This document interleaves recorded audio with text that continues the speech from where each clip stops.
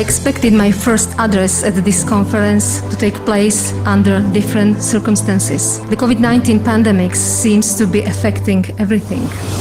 It's impressive that you're able to do it because, everyone is very afraid of taking the step. But we all know this is very important and that you can't just do everything online because particularly politics, foreign policy and the intellectual world, you need to meet the people, you need to exchange ideas, you have to keep these networks alive even during the pandemic. To think through what sort of Europe is going to emerge from the pandemic. Who we are as Europeans, what do we identify as common threats, what sort of common destiny do we perceive for ourselves? Since this crisis is associated with many other issues, this is not only the health issue, this is also social and also the security. So therefore I welcome this topic at GLOBSEC conference. The good thing about GLOBSEC is that the range is very wide. I'm very interested in 5G and technology, but also geopolitics. For someone like me who's interested in many different things, GLOBSEC is ideal.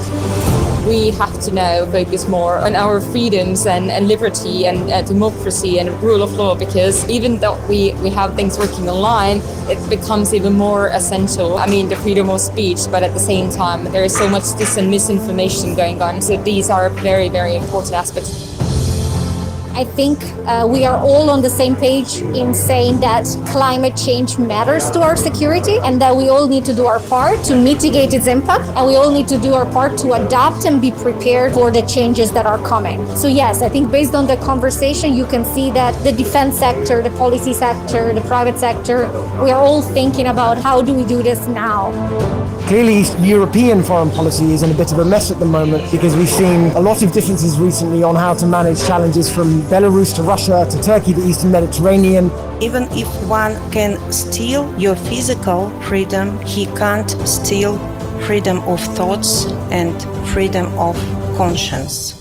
This year, Belarusians understood what freedom means. After this year, Belarusians will never forget the value of freedom.